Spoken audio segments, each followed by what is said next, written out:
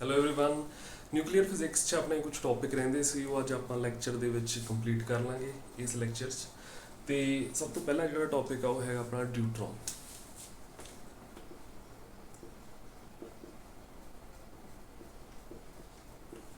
ਸਭ ਤੋਂ ਪਹਿਲਾ ਜਿਹੜਾ ਟੌਪਿਕ ਆ ਉਹ ਹੈਗਾ ਡਿਊਟਰੋਨ। ਡਿਊਟਰੋਨ ਜਿਹੜਾ ਹੈਗਾ ਸਾਡੇ ਕੋਲੇ ਉਹ ਹਾਈਡਰੋਜਨ ਦਾ ਹੀ ਹੈਵੀ ਨਿਊਕਲੀਆਈ ਆ। ਡਿਊਟਰੋਨ ਸਾਡੇ ਕੋਲੇ ਹੈਵੀ ਨਿਊਕਲੀਆਈ ਆ ਹਾਈਡਰੋਜਨ ਦਾ। ਠੀਕ ਹੈ, ਹਾਈਡਰੋਜਨ ਸਾਡੇ ਕੋਲੇ ਕੀ ਹੁੰਦਾ ਹੈ? एटॉमिक मास 1 ਤੇ एटॉमिक नंबर 1 1 प्रोटॉन ਤੇ 1 ਇਲੈਕਟ੍ਰੋਨ 1 प्रोटॉन ਤੇ 1 ਇਲੈਕਟ੍ਰੋਨ। ਠੀਕ ਹੈ, ਤਾਂ ਨਿਊਕਲੀਅਸ ਦੇ ਵਿੱਚ ਸਿਰਫ ਕੀ ਹੁੰਦਾ? ਪ੍ਰੋਟੋਨ। ਅਗਰ ਅਸੀਂ ਡਿਊਟਰੋਨ ਦੇ ਵਿੱਚ ਦੇਖੀਏ ਤਾਂ ਸਾਡੇ ਕੋਲੇ ਕੀ ਹੁੰਦਾ ਹੈ? ਇੱਕ ਪ੍ਰੋਟੋਨ ਤੇ ਇੱਕ ਨਿਊਟਰੋਨ ਹੁੰਦਾ ਹੈ ਨਿਊਕਲੀਅਸ ਦੇ ਵਿੱਚ। ਤਾਂ ਇਹਨੂੰ ਰਿਪਰੈਜ਼ੈਂਟ ਕਰਾਂਗੇ ਆਪਾਂ ਐਟॉमिक ਮਾਸ ਨੰਬਰ 2 ਐਂਡ ਐਟॉमिक ਨੰਬਰ 1। ਤਾਂ ਇਹ ਕੀ ਹੈ ਸਾਡੇ ਕੋਲੇ? ਡਿਊਟਰੋਨ।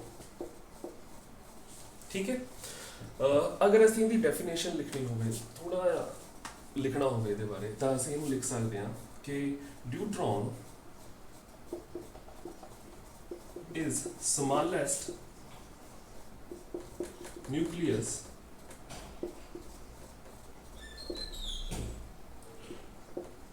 which is bound state of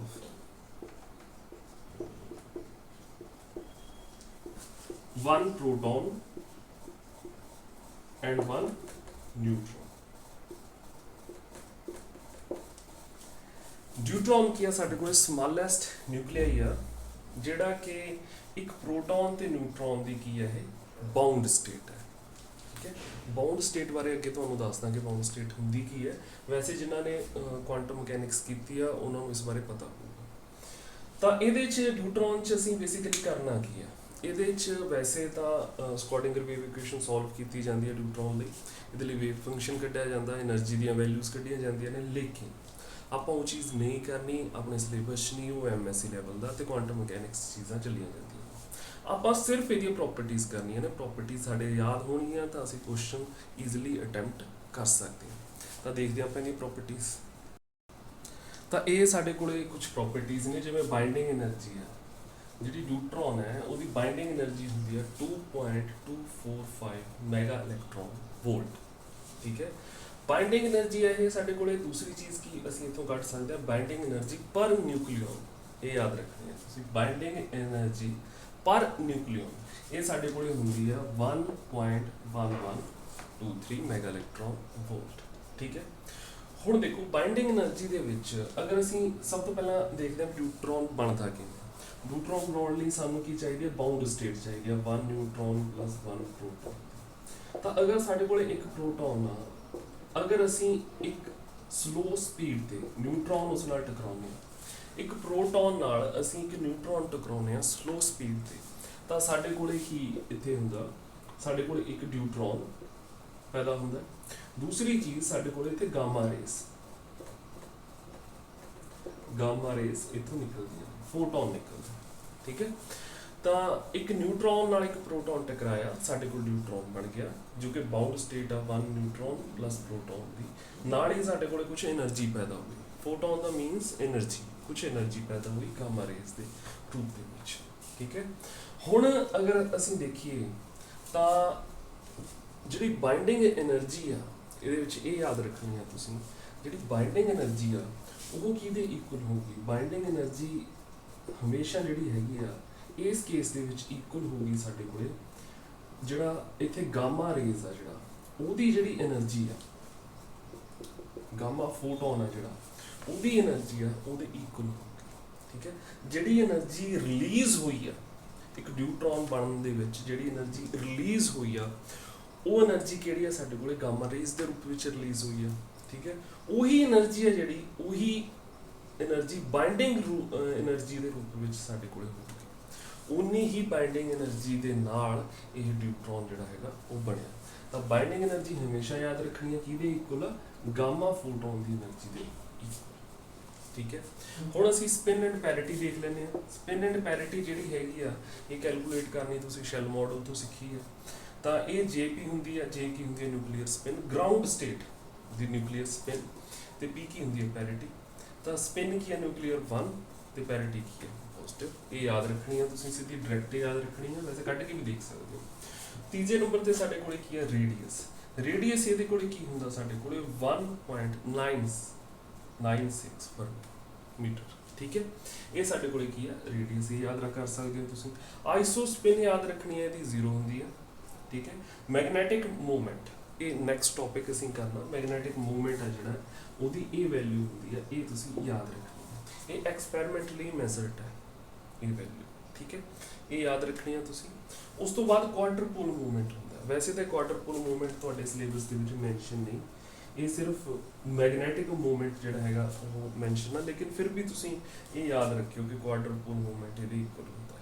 ਠੀਕ ਹੈ, ਤੇ ਜੇ ਅਗਰ ਅਸੀਂ ਸ਼ੇਪ ਦੇਖੀਏ ਇਹਦੀ ਤਾਂ ਪ੍ਰੋਲੇਟ ਸ਼ੇਪ ਹੁੰਦੀ ਹੈ, ਪ੍ਰੋਲੇਟ ਸ਼ੇਪ ਇਹਦੀ ਦੇਖੀ ਜਾਂਦੀ ਹੈ। ਠੀਕ ਹੈ, ਤਾਂ ਇਹ ਕੁਝ ਪ੍ਰੋਪਰਟੀਜ਼ ਸੀ ਇਹਦੀਆਂ। ਇਸ ਤੋਂ ਅੱਗੇ ਕੁਝ ਪ੍ਰੋਪਰਟੀਜ਼ ਹੋਰ ਦੇਖਦੇ ਹਾਂ ਆਪਾਂ। ਹੁਣ ਆਪਾਂ ਨੈਕਸਟ ਦੇਖਦੇ ਹਾਂ। ਨੈਕਸਟ ਚੀਜ਼ ਜਿਹੜੀ ਤੁਸੀਂ ਦੇਖਣੀ ਹੈ, ਮੈਂ ਤੁਹਾਨੂੰ ਕਿਹਾ ਸੀ ਕਿ ਅਸੀਂ ਨਿਊਟਰੋਨ ਲਈ ਸਕੋਡਿੰਗਰ ਵੇਵ ਇਕੁਏਸ਼ਨ ਸੋਲਵ ਕਰ ਸਕਦੇ ਹਾਂ। ਸਕੋਡਿੰਗਰ ਵੇਵ ਇਕੁਏਸ਼ਨ ਦੇ ਵਿੱਚ ਅਗਰ ਸੋਲਵ ਕਰਨੀ ਹੈ ਅਸੀਂ ਤਾਂ ਸਾਨੂੰ ਇੱਕ ਪੋਟੈਂਸ਼ੀਅਲ ਲੈਣਾ ਪਊਗਾ, ਤੇ ਪੋਟੈਂਸ਼ੀਅਲ ਅਸੀਂ ਕਿਸੇ ਵੀ ਤਰ੍ਹਾਂ ਦਾ ਲੈ ਸਕਦੇ ਹਾਂ। ਅਸੀਂ ਹਾਰਮੋਨਿਕ ਪੋਟੈਂਸ਼ੀਅਲ ਲੈ ਸਕਦੇ ਹਾਂ, ਅਸੀਂ ਸਕੇਅਰ ਵੈਲ ਪੋਟੈਂਸ਼ੀਅਲ ਲੈ ਸਕਦੇ ਹਾਂ, ਕਿਸੇ ਹੋਰ ਤਰ੍ਹਾਂ ਦਾ ਪੋਟੈਂਸ਼ੀਅਲ ਵੀ ਲੈ ਸਕਦੇ ਹਾਂ, ਲੇਕਿਨ ਆਪਾਂ ਸਿੰਪਲੈਸਟ ਪੋਟੈਂਸ਼ੀਅਲ ਜਿਹੜਾ ਹੈਗਾ, ਜਿਹੜਾ ਆਪਾਂ ਯੂਜ਼ ਕਰਨਾ ਨਿਊਟਰੋਨ ਲਈ, ਉਹ ਹੈਗਾ ਸਾਡੇ ਕੋਲ ਸਕੇਅਰ ਵੈਲ ਪੋਟੈਂਸ਼ੀਅਲ। ਤੇ ਸਕੇਅਰ ਵੈਲ ਪੋਟੈਂਸ਼ੀਅਲ ਵੀ ਸਾਡੇ ਕੋਲ ਇਹੋ ਜਿਹਾ ਹੋਣਾ ਚਾਹੀਦਾ।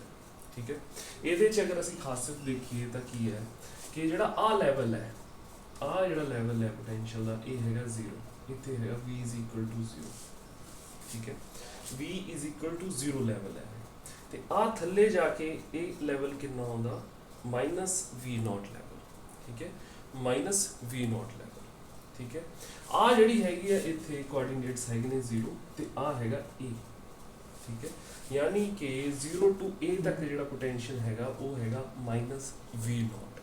ਉਸ ਤੋਂ ਬਾਅਦ ਪੋਟੈਂਸ਼ੀਅਲ ਜਿਹੜਾ ਹੋ ਜਾਂਦਾ ਉਹ ਕੀ ਹੋ ਜਾਂਦਾ 0। ਠੀਕ ਹੈ, ਇਸ ਤੋਂ ਪਹਿਲਾਂ ਕੀ ਪੋਟੈਂਸ਼ੀਅਲ ਹੈ ਸਾਡੇ ਕੋਲ ਇਨਫਾਈਨਾਈਟ। ਇਸ ਤੋਂ ਪਹਿਲਾਂ ਪੋਟੈਂਸ਼ੀਅਲ ਕੀ ਹੈ ਸਾਡੇ ਕੋਲ ਇਨਫਾਈਨਾਈਟ। ਇਹ ਤਿੰਨ ਰੀਜ਼ਨ ਨੇ। ਫਰਸਟ ਰੀਜ਼ਨ ਦੇ ਵਿੱਚ ਪੋਟੈਂਸ਼ੀਅਲ ਕੀ ਹੈ ਸਾਡੇ ਕੋਲ ਇਨਫਾਈਨਾਈਟ। ਠੀਕ ਹੈ, ਸੈਕੰਡ ਰੀਜ਼ਨ ਦੇ ਵਿੱਚ ਜਿਹੜਾ ਪੋਟੈਂਸ਼ੀਅਲ ਹੈਗਾ ਉਹ ਹੈਗਾ -v0, ਤੇ ਥਰਡ ਰੀਜ਼ਨ ਦੇ ਵਿੱਚ ਪੋਟੈਂਸ਼ੀਅਲ ਕੀ ਹੋ ਜਾਂਦਾ ਸਾਡੇ ਕੋਲ 0। ਠੀਕ ਹੈ, ਤਾਂ ਇਹ ਹੈਗਾ ਸਾਡੇ ਕੋਲ ਸਕੇਅਰ ਵੈਲ ਪੋਟੈਂਸ਼ੀਅਲ। ਅਸੀਂ ਇੱਥੇ ਇਸ ਪੋਟੈਂਸ਼ੀਅਲ ਦਾ ਯੂਜ਼ ਕਰਾਂਗੇ ਸਕੋਡਿੰਗਰ ਵੇਵ ਇਕੁਏਸ਼ਨ ਨੂੰ ਸੋਲਵ ਕਰਨ ਲਈ, ਲੇਕਿਨ ਅਸੀਂ ਸਕੋਡਿੰਗਰ ਵੇਵ ਇਕੁਏਸ਼ਨ ਸੋਲਵ ਨਹੀਂ ਕਰਨੀ।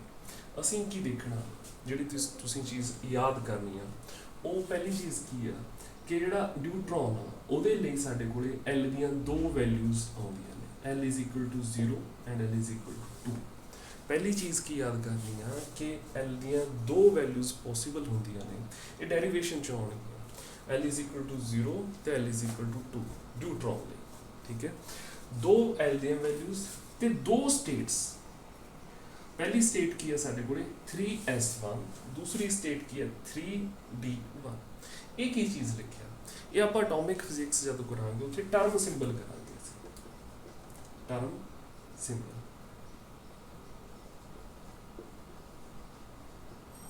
ਟਰਮ ਸਿੰਬਲ ਸਾਡੇ ਕੋਲੇ ਕੀ ਹੁੰਦਾ ਹੈ, ਵੈਸੇ ਤਾਂ ਆਪਾਂ ਉੱਥੇ ਕਰਾਂਗੇ, ਲੇਕਿਨ ਮੈਂ ਦੱਸ ਦੇਣਾ ਤੁਹਾਨੂੰ ਫਿਰ ਵੀ। ਇੱਥੇ ਸਾਡੇ ਕੋਲੇ ਕੀ ਹੋਊਗਾ L, ਟਰਮ ਸਿੰਬਲ ਹੁੰਦਾ ਸਾਡੇ ਕੋਲੇ L, ਇਹਦੇ ਉੱਪਰ ਇੱਥੇ ਹੁੰਦਾ 2s+1 ਤੇ ਇੱਥੇ ਥੱਲੇ ਹੁੰਦਾ ਸਾਡੇ ਕੋਲੇ J। ਠੀਕ ਹੈ, J ਦੀ ਵੈਲਿਊ ਅਸੀਂ ਕੱਢ ਚੁੱਕੇ ਹਾਂ, J ਦੀ ਵੈਲਿਊ ਅਸੀਂ ਕੱਢ ਚੁੱਕੇ ਹਾਂ ਨਿਊਟਰੋਨ ਲਈ। ਉਹਦੇ ਲਈ ਮੈਂ ਕੀ ਕਹੀ ਸੀ, ਸਪਿਨ ਐਂਡ ਪੈਰਿਟੀ, ਇਹ ਉਹੀ ਹੈ ਸਾਡੇ ਕੋਲੇ 1+, ਤਾਂ J ਇੱਥੇ ਕੀ ਆ 1, ਤਾਂ ਉਹ ਇੱਥੇ ਅਸੀਂ 1 ਲਿਖਿਆ, 1 ਇੱਥੇ ਲਿਖਿਆ ਹੈ, 1 ਇੱਥੇ ਲਿਖਿਆ ਹੈ। L ਦੀ ਵੈਲਿਊਜ਼ ਕੀ ਨੇ ਸਾਡੇ ਕੋਲੇ, L ਦੀ ਵੈਲਿਊਜ਼ ਦੋ ਨੇ, 0 ਲਈ S ਤੇ 2 ਲਈ D। ਠੀਕ ਹੈ, ਤੇ ਇੱਥੇ S ਦੀ ਵੈਲਿਊ ਮੈਂ ਤੁਹਾਨੂੰ ਅਗਰ ਦੱਸਾਂ ਸਪਿਨ, ਤਾਂ ਸਾਡੇ ਕੋਲੇ ਕੀ ਹੈ ਇੱਕ ਨਿਊਟਰੋਨ, ਤੇ ਨਿਊਟਰੋਨ ਦੀ ਸਪਿਨ ਕਿੰਨੀ ਹੁੰਦੀ ਹੈ ਸਾਡੇ ਕੋਲੇ 1/2, ਤੇ ਸਾਡੇ ਕੋਲੇ ਪ੍ਰੋਟੋਨ ਦੀ ਸਪਿਨ ਵੀ ਕੀ ਹੈ 1/2। ਠੀਕ ਹੈ, ਤੇ ਦੋਨੇ ਪੈਰਲਲ ਨੇ, ਦੋਨੇ ਪੈਰਲਲ ਨੇ ਸਪਿਨਸ, 1/2 ਆਫ ਸਪਿਨ ਨੇ ਤੇ ਦੋਨੇ ਪੈਰਲਲ ਨੇ। ਠੀਕ ਹੈ, ਤਾਂ ਸਾਡੇ ਕੋਲੇ ਟੋਟਲ ਸਪਿਨ ਜਿਹੜੀ ਹੁੰਦੀ ਆ, ਟੋਟਲ ਸਪਿਨ ਜਿਹੜੀ ਹੋਊਗੀ, ਅਗਰ ਮੈਂ ਨਿਊਟਰੋਨ ਦੀ ਟੋਟਲ ਸਪਿਨ ਦੇਖਾਂ, ਟੋਟਲ ਸਪਿਨ ਆਫ ਨਿਊਟਰੋਨ, ਠੀਕ ਹੈ, ਸਾਡੇ ਕੋਲੇ S1 ਕੀ ਆ 1/2 ਜੋ ਕਿ ਪ੍ਰੋਟੋਨ ਦੀ ਹੈ, S2 ਕੀ ਆ ਸਾਡੇ ਕੋਲੇ ਇੱਥੇ 1/2। ਠੀਕ ਹੈ, ਤਾਂ ਸਾਡੇ ਕੋਲੇ ਜਿਹੜੀ ਟੋਟਲ ਸਪਿਨ ਹੋਊਗੀ ਉਹ ਇਹਨਾਂ ਦਾ ਵੈਕਟਰ ਸਮ ਹੋਊਗੀ। ਵੈਕਟਰ ਸਮ ਕੀ ਹੁੰਦਾ ਸਾਡੇ ਕੋਲੇ ਇੱਥੇ, ਵੈਕਟਰ ਸਮ ਇੱਥੇ ਹੋਊਗਾ S1 -1/2 S2 to S1 plus S2 ठीक है। ਤਾਂ ਇੱਥੋਂ ਸਾਡੇ ਕੋਲੇ ਦੋ ਵੈਲਿਊਜ਼ ਆਉਣਗੀਆਂ ਇਹਦੀਆਂ, ਇੱਕ ਆਊਗੀ ਸਾਡੇ ਕੋਲੇ 0 ਤੇ ਦੂਸਰੀ ਆਊਗੀ 1 ਠੀਕ ਹੈ। ਇੱਕ ਸਾਡੇ ਕੋਲੇ ਇੱਥੇ ਆਊਗੀ 0 ਤੇ ਦੂਸਰੀ ਹੋਊਗੀ 1 ਠੀਕ ਹੈ। ਇਹ ਹੈਗੀ ਆ ਸਪਿਨ ਸਿੰਗਲੇਟ ਸਟੇਟ ਤੇ ਦੂਸਰੀ ਕੀ ਆ ਸਾਡੇ ਕੋਲੇ ਟ੍ਰਿਪਲੇਟ ਸਟੇਟ ਠੀਕ ਹੈ। ਤੇ ਇੱਕ ਗੱਲ ਯਾਦ ਰੱਖਣੀ ਆ ਤੁਸੀਂ, ਨਿਊਟਰੋਨ ਦੇ ਵਿੱਚ ਸਪਿਨ ट्रिपलेट स्टेट ही पॉसिबल होती है, स्पिन ट्रिपलेट स्टेट ही पॉसिबल होती है, यानी कि S is equal to 1, S is equal to 0 possible नहीं होती, S is equal to 1 possible होती है। तो S इज इक्वल टू 1 आ गया थे 2S प्लस इतने आ गया 2 प्लस 1 यानी कि 3 ठीक है। तो इतने भी 3 लिखा, इतने भी 3 लिखा। तो टर्म सिंबल किमें आया तो पता लग गया ठीक है। ਤਾਂ ਜਿਹੜੀ ਨਿਊਟਰੋਨ ਹੈ ਇਹਦੇ ਚ ਗਰਾਊਂਡ ਸਟੇਟ ਦਾ ਵਾਰ-ਵਾਰ ਤੁਹਾਡੇ ਕੋਲੇ ਜ਼ਿਕਰ ਹੋਊਗਾ ਕਿ ਗਰਾਊਂਡ ਸਟੇਟ ਆਫ ਨਿਊਟਰੋਨ, ਤਾਂ ਗਰਾਊਂਡ ਸਟੇਟ ਦਾ ਵੇਵ ਫੰਕਸ਼ਨ ਸਕ੍ਰੋਡਿੰਗਰ ਵੇਵ ਇਕੁਏਸ਼ਨ ਅਸੀਂ ਲਿਖਾਂਗੇ, ਉਹ ਲਿਖ ਕੇ ਅਸੀਂ ਉਹਦੇ ਤੋਂ ਉਹਨੂੰ ਸੋਲਵ ਕਰਕੇ ਅਸੀਂ ਵੇਵ ਫੰਕਸ਼ਨ ਕੱਢਾਂਗੇ। ਤਾਂ ਵੇਵ ਫੰਕਸ਼ਨ ਜਿਹੜਾ ਹੈਗਾ ਸਾਡੇ ਕੋਲੇ ਇਹੀ ਹੋਊਗਾ। ਇਹਦੇ ਚ ਦੇਖੋ ਦੋ ਸਟੇਟਸ ਸ਼ਾਮਿਲ ਨੇ, ਪਹਿਲੀ S ਸਟੇਟ ਦਾ ਇਹ ਮਿਕਸਚਰ ਹੈ, ਦੂਸਰਾ ਕੀ ਆ D ਸਟੇਟ ਦਾ ਮਿਕਸਚਰ ਹੈ। ਜਿਹੜਾ ਗਰਾਊਂਡ ਸਟੇਟ ਵੇਵ ਫੰਕਸ਼ਨ ਹੈ ਉਹ ਯਾਦ ਰੱਖਣਾ ਕਿ ਦੋ ਸਟੇਟ ਦਾ ਮਿਕਸਚਰ ਹੁੰਦਾ, S ਸਟੇਟ ਤੇ D ਸਟੇਟ ਠੀਕ ਹੈ। S ਸਟੇਟ ਦਾ ਟਰਮ ਸਿੰਬਲ ਇਹ ਲਿਖਿਆ ਮੈਂ, D ਸਟੇਟ ਦਾ ਟਰਮ ਸਿੰਬਲ ਇਹ ਲਿਖਿਆ ਠੀਕ ਹੈ। ਇਹ ਚੀਜ਼ ਯਾਦ ਰੱਖਣੀ ਹੈ। ਦੂਸਰੀ ਚੀਜ਼ ਇਹ ਯਾਦ ਰੱਖਣੀ ਹੈ ਤੁਸੀਂ ਕਿ ਜਿਹੜਾ ਸਾਡੇ ਕੋਲੇ ਇਹ सिर्फ S स्टेट का वेव फंक्शन ही क्यों नहीं हैगा, S स्टेट ही क्यों नहीं शामिल हैगी ਇਹਦੇ ਚ, D स्टेट क्यों शामिल ਕਰਦੇ ਹਾਂ ਅਸੀਂ। ਜਿਹੜਾ ਨਿਊਟਰੋਨ ਆ ਉਹਦੀ ਗਰਾਊਂਡ ਸਟੇਟ ਦੇ ਵਿੱਚ ਸਿਰਫ S ਸਟੇਟ ਹੀ ਕਿਉਂ ਸ਼ਾਮਿਲ ਨਹੀਂ ਕਰਦੇ ਆਪਾਂ, D ਸਟੇਟ ਕਿਉਂ ਸ਼ਾਮਿਲ ਕਰਨੀ ਪੈਂਦੀ ਹੈ। ਤਾਂ ਤੁਸੀਂ ਯਾਦ ਰੱਖਣਾ ਕਿਉਂਕਿ ਜਿਹੜਾ ਕੁਆਡਰਪੋਲ ਸਾਡੇ ਕੋਲੇ ਮੂਵਮੈਂਟ ਹੈ, ਕੁਆਡਰਪੋਲ ਮੂਵਮੈਂਟ ਹੈ ਜਿਹੜਾ ਸਾਡੇ ਕੋਲੇ वो जीरो नहीं हैगा, इज नॉट जीरो ठीक है। क्वाड्रपोल मूवमेंट है ਜਿਹੜਾ ਸਾਡੇ ਕੋਲੇ ਉਹ ਜ਼ੀਰੋ ਨਹੀਂ ਹੈਗਾ, ਇਸ ਲਈ ਸਾਨੂੰ S ਸਟੇਟ ਦੇ ਨਾਲ D ਸਟੇਟ ਵੀ ਸ਼ਾਮਿਲ ਕਰਨੀ ਪੈਂਦੀ ਹੈ। S ਸਟੇਟ ਦੇ ਨਾਲ D ਸਟੇਟ ਵੀ ਕਿਹੜੀ ਆ ਸ਼ਾਮਿਲ ਕਰਨੀ ਪੈਂਦੀ ਆ ਤੇ ਸਾਡੇ ਕੋਲੇ ਵੇਵ ਫੰਕਸ਼ਨ ਆ ਜਿਹੜਾ ਉਹ ਦੋ ਸਟੇਟਾਂ ਦਾ ਮਿਕਸਚਰ ਹੁੰਦਾ। ਅਗਰ ਜਿਹੜਾ ਹੈਗਾ ਕੁਆਡਰਪੋਲ ਮੂਵਮੈਂਟ ਜ਼ੀਰੋ ਹੁੰਦਾ, ਅਗਰ ਜਿਹੜਾ ਹੈਗਾ ਸਾਡੇ ਕੋਲੇ QD ਇਹ ਜ਼ੀਰੋ ਹੁੰਦਾ ਸਾਡੇ ਕੋਲੇ, ਤਾਂ ਅਸੀਂ ਕੀ ਕਰਦੇ ਜਿਹੜਾ ਵੇਵ ਫੰਕਸ਼ਨ ਹੁੰਦਾ ਉਹ ਸਿਰਫ ਜਿਹੜਾ ਹੈਗਾ S ਸਟੇਟ ਤੋਂ ਮਿਲ ਕੇ ਹੀ ਬਣਦਾ। ਇਹ ਗੱਲ ਤੁਸੀਂ ਯਾਦ ਰੱਖਣੀ ਹੈ, ਥੋੜੀ ਜਿਹੀ ਦਿਮਾਗ 'ਚ ਰੱਖਣੀ ਹੈ ਠੀਕ ਹੈ। ਤਾਂ ਇੱਕ ਤਾਂ ਇਹ ਚੀਜ਼ ਹੋ ਗਈ। ਦੂਸਰਾ ਹੁਣ ਇੱਕ ਤਾਂ ਇਹ ਮੈਂ ਸਟੇਟਸ ਇੱਥੇ ਲਿਖਤੀਆਂ, ਇਹਨਾਂ ਦੇ ਆਉਣ ਦੀ ਪ੍ਰੋਬੇਬਿਲਿਟੀ ਕੀ ਆ ਤੁਸੀਂ ਇਹ ਵੀ ਯਾਦ ਰੱਖਣੀ ਹੈ। ਇਹਨਾਂ ਦੇ ਜਿਹੜੇ ਆਉਣ ਦੀ ਪ੍ਰੋਬੇਬਿਲਿਟੀ ਆ ਸਾਡੇ ਕੋਲੇ ਜਿਹੜੀ S ਸਟੇਟ ਹੈ ਉਹਦੇ ਆਉਣ ਦੀ ਪ੍ਰੋਬੇਬਿਲਿਟੀ ਬਹੁਤ ਜ਼ਿਆਦਾ ਹੈ, ਉਹਦੀ ਪ੍ਰੋਬੇਬਿਲਿਟੀ ਹੈਗੀ ਸਾਡੇ ਕੋਲੇ 0.96 ਪ੍ਰੋਬੇਬਿਲਿਟੀ ਆਫ S ਸਟੇਟ ਦੀ, ਤੇ ਪ੍ਰੋਬੇਬਿਲਿਟੀ ਆਫ ਜਿਹੜੀ ਸਾਡੇ ਕੋਲੇ D ਸਟੇਟ ਆ ਉਹਦੀ ਪ੍ਰੋਬੇਬਿਲਿਟੀ ਜਿਹੜੀ ਰਿਮੇਨਿੰਗ ਪ੍ਰੋਬੇਬਿਲਿਟੀ ਬਚ ਗਈ ਉਹ ਇਹਦੀ ਹੈ। ਰਿਮੇਨਿੰਗ ਪ੍ਰੋਬੇਬਿਲਿਟੀ ਕੀ ਹੈ ਸਾਡੇ ਕੋਲੇ 0.04, ਟੋਟਲ ਪ੍ਰੋਬੇਬਿਲਿਟੀ ਕਿੰਨੀ ਹੁੰਦੀ ਹੈ ਸਾਡੇ ਕੋਲੇ 1, ਇਹਨਾਂ ਦੋਨਾਂ ਦਾ ਪਲੱਸ ਕਰਾਂਗੇ ਸਾਡੇ ਕੋਲੇ 1 ਹੋ ਜੂ ਦੋਨੋਂ ਪ੍ਰੋਬੇਬਿਲਿਟੀਜ਼ ਦਾ ਠੀਕ ਹੈ। S ਸਟੇਟ ਦੇ ਆਉਣ ਦੀ ਪ੍ਰੋਬੇਬਿਲਿਟੀ 0.96 ਤੇ D ਸਟੇਟ ਦੇ ਆਉਣ ਦੀ ਪ੍ਰੋਬੇਬਿਲਿਟੀ 0.04 ਠੀਕ ਹੈ। ਇਸ ਤੋਂ ਅੱਗੇ ਅਸੀਂ ਕੀ ਦੇਖਣਾ ਹੈ ਕਿ ਕਿਉਂਕਿ ਇਹਨਾਂ ਦੀ ਟੋਟਲ ਸਪਿਨ ਜਿਹੜੀ ਆਪਾਂ ਕੀ ਕੀਤੀ ਆ, ਟੋਟਲ ਸਪਿਨ ਹੈਗੀ ਆ 1, ਤਾਂ ਇੰਟੀਗਰਲ ਸਪਿਨ ਹੈ ਠੀਕ ਹੈ। ਨਿਊਕਲੀਅਸ ਦੀ ਜਿਹੜੀ ਨਿਊਟਰੋਨ ਦੀ ਟੋਟਲ ਸਪਿਨ ਆ ਉਹ ਕੀ ਆ 1 ਤੇ ਇੰਟੀਗਰਲ ਸਪਿਨ ਆ। ਇਹ ਯਾਦ ਰੱਖਣਾ ਕਿ ਜਿਹੜਾ ਨਿਊਟਰੋਨ ਆ ਸਾਡੇ ਕੋਲੇ ਉਹ ਕਿਹੜੀ ਸਟੈਟ ਨੂੰ ਫੋਲੋ ਕਰਦਾ ਠੀਕ ਹੈ। ਤਾਂ ਜਿਹੜਾ ਨਿਊਟਰੋਨ ਆ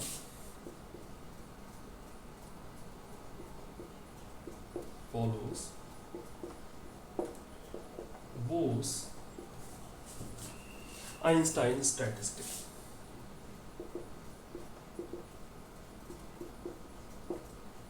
ਠੀਕ ਹੈ। ਇਹ ਚੀਜ਼ ਤੁਸੀਂ ਯਾਦ ਰੱਖਣੀ। ਨਿਊਟਰੋਨ ਫੋਲੋ ਕਰਦਾ ਬੋਸ ਆਇਨਸਟਾਈਨ ਸਟੈਟਿਸਟਿਕ ਠੀਕ ਹੈ। ਇਸ ਤੋਂ ਅੱਗੇ ਅਗਰ ਅਸੀਂ ਦੇਖੀਏ ਕਿ ਜਦੋਂ ਇਹਨੂੰ ਅਸੀਂ ਸਕੁਆਡਿੰਗਰ ਵੇਵ ਇਕੁਏਸ਼ਨ ਇਹਦੀ ਸੋਲਵ ਕਰਾਂਗੇ ਤਾਂ ਕਿਉਂਕਿ ਇਹ ਟੂ ਪਾਰਟੀਕਲ ਸਿਸਟਮ ਹੈ, ਇਹਦੇ ਵਿੱਚ ਇੱਕ ਨਿਊਟਰੋਨ ਤੇ ਦੂਸਰਾ ਕੀ ਹੈ ਪ੍ਰੋਟੋਨ। ਅਸੀਂ ਰਿਡਿਊਸ ਮਾਸ ਦਾ ਕਨਸੈਪਟ ਯੂਜ਼ ਕਰਾਂਗੇ, ਰਿਡਿਊਸ ਮਾਸ ਦਾ ਅਸੀਂ ਕਨਸੈਪਟ ਇੱਥੇ ਯੂਜ਼ ਕਰਾਂਗੇ। ਤਾਂ ਤੁਸੀਂ ਯਾਦ ਰੱਖਣਾ ਜਿਹੜਾ ਰਿਡਿਊਸ ਮਾਸ ਹੈ, ਠੀਕ ਹੈ, ਜਿਹੜਾ ਇੱਥੇ ਰਿਡਿਊਸ ਮਾਸ ਹੋ ਸਾਡੇ ਕੋਲੇ ਉਹ ਹੋਊਗਾ ਸਾਡੇ ਕੋਲੇ me/2, half of the mass of the proton, ਠੀਕ ਹੈ। ਇਹ ਸਾਡੇ ਕੋਲੇ ਕੀ ਹੋਊਗਾ ਰਿਡਿਊਸ ਮਾਸ, ਇਹ ਯਾਦ ਰੱਖਣੀ ਹੈ ਚੀਜ਼। ਦੂਸਰੀ ਇੱਕ ਹੋਰ ਚੀਜ਼ ਤੁਸੀਂ ਯਾਦ ਰੱਖ ਸਕਦੇ ਹੋ, ਉਹ ਹੈਗੀ ਆ ਕਿ ਜਿਹੜਾ ਸਾਡੇ ਕੋਲੇ ਵੇਵ ਫੰਕਸ਼ਨ ਆਇਆ ਹੈ ਉਹ ਸਾਡੇ ਕੋਲੇ ਕੀ ਹੈ, ਵੇਵ ਫੰਕਸ਼ਨ ਸਫੈਰਿਕਲੀ ਸਿਮੈਟ੍ਰਿਕ ਨਹੀਂ ਹੋਊਗਾ, ਠੀਕ ਹੈ, ਜਿਹੜਾ ਵੇਵ ਫੰਕਸ਼ਨ ਸਾਡੇ ਕੋਲ ਮਿਕਸਡ ਸਟੇਟ ਆਈ ਸੀ। ਦੂਸਰੀ ਗੱਲ ਜਿਹੜੀ ਸਾਡੇ ਕੋਲੇ ਨਿਊਕਲੀਅਰ ਫੋਰਸਿਸ ਇੱਥੇ ਹੋਣਗੀਆਂ, ਨਿਊਕਲੀਅਰ ਫੋਰਸਿਸ ਜਿਹੜੀਆਂ ਹੋਣਗੀਆਂ ਉਹ ਵੀ ਕੀ ਹੋਣਗੀਆਂ, ਉਹਨਾਂ ਦਾ ਨੇਚਰ ਜਿਹੜਾ ਹੋਊਗਾ ਉਹ ਸੈਂਟਰਲ ਨੇਚਰ ਨਹੀਂ ਹੋਊਗਾ। Nuclear forces are not of central nature, ਠੀਕ ਹੈ। ਸੈਂਟਰਲ ਨੇਚਰ ਦਾ ਮਤਲਬ ਇਹ ਹੁੰਦਾ ਕਿ ਸਿਰਫ ਉਹ ਆਰ ਤੇ ਡਿਪੈਂਡ ਨਹੀਂ ਕਰਨੀ ਹੈ, ਠੀਕ ਹੈ, ਉਹ ਥੀਟਾ ਐਂਡ ਫਾਈ ਤੇ ਵੀ ਡਿਪੈਂਡੈਂਟ ਹੋਣਗੇ। ਦੂਸਰੀ ਤਰਫ ਅਗਰ ਮੈਂ ਤੁਹਾਨੂੰ ਇੱਕ ਚੀਜ਼ ਹੋਰ ਕਹੀ ਕਿ ਜਿਹੜਾ ਵੇਵ ਫੰਕਸ਼ਨ ਆ ਸਾਡੇ ਕੋਲ, ਵੇਵ ਫੰਕਸ਼ਨ ਜਿਹੜਾ ਹੈਗਾ ਉਹ ਸਫੈਰਿਕਲੀ ਸਿਮੈਟ੍ਰਿਕ ਨਹੀਂ ਆਊਗਾ। ਜਿਹੜਾ ਵੇਵ ਫੰਕਸ਼ਨ ਆ ਇਜ਼ not spherically symmetric। ਇਹਦਾ ਮਤਲਬ ਕੀ ਹੈ ਕਿ ਸਿਰਫ r ਤੇ ਡਿਪੈਂਡੈਂਟ ਨਹੀਂ ਹੋਊਗਾ, ਸਿਰਫ r ਤੇ ਡਿਪੈਂਡੈਂਟ ਨਹੀਂ ਹੋਊਗਾ, ਇਹ ਵੀ ਕੀ ਹੋਊਗਾ ਥੀਟਾ ਐਂਡ ਫਾਈ ਤੇ ਡਿਪੈਂਡੈਂਟ ਹੋਊਗਾ। ਇਹ ਦੋਹੇ ਚੀਜ਼ਾਂ ਤੁਸੀਂ ਯਾਦ ਕਰਨੀਆਂ ਨੇ, ਠੀਕ ਹੈ। ਵੇਵ ਫੰਕਸ਼ਨ ਆ ਜਿਹੜਾ ਉਹ ਸਫੈਰਿਕਲੀ ਸਿਮੈਟ੍ਰਿਕ ਨਹੀਂ ਹੋਊਗਾ। ਦੂਸਰੀ ਚੀਜ਼ ਨਿਊਕਲੀਅਰ ਜਿਹੜੀਆਂ ਫੋਰਸਿਸ ਨੇ ਉਹ ਕੀ ਹੋਣਗੀਆਂ, ਸੈਂਟਰਲ ਨੇਚਰ ਉਹਨਾਂ ਦਾ ਨਹੀਂ ਹੋਊਗਾ। ਸੈਂਟਰਲ ਨੇਚਰ ਮੀਨਸ ਵੀ ਸੇਮ ਇਹ ਚੀਜ਼ ਹੁੰਦਾ ਕਿ ਉਹ ਵੀ r ਐਂਡ ਸਿਰਫ r ਤੇ ਡਿਪੈਂਡੈਂਟ ਨਹੀਂ ਹੋਣਗੀਆਂ, ਉਹ ਥੀਟਾ ਐਂਡ ਫਾਈ ਤੇ ਡਿਪੈਂਡੈਂਟ ਹੋਣਗੀਆਂ। ਤਾਂ ਇਹ ਸਾਡੇ ਕੋਲ ਹੈਗਾ ਸੀ ਨਿਊਟਰੋਨ, ਠੀਕ ਹੈ। ਸਿਰਫ ਇੰਨੀ ਕੁ ਚੀਜ਼ਾਂ ਤੁਸੀਂ ਯਾਦ ਕਰਨੀਆਂ ਨੇ, ਜਿਹੜੀਆਂ ਚੀਜ਼ਾਂ ਮੈਂ ਦੱਸੀਆਂ ਨੇ ਉਹਨਾਂ ਨੂੰ ਨੋਟ ਕਰ ਲਓ। ਹੁਣ ਤੱਕ ਜਿਹੜੇ ਕੁਐਸਚਨ ਆਏ ਨੇ ਉਹ ਸਿਰਫ ਇਹ ਚੋਂ ਹੀ ਆਏ ਨੇ, ਠੀਕ ਹੈ, ਇਸ ਤੋਂ ਵੱਧ ਕੋਈ ਐਕਸਟਰਾ ਚੀਜ਼ ਨਹੀਂ ਹੈ।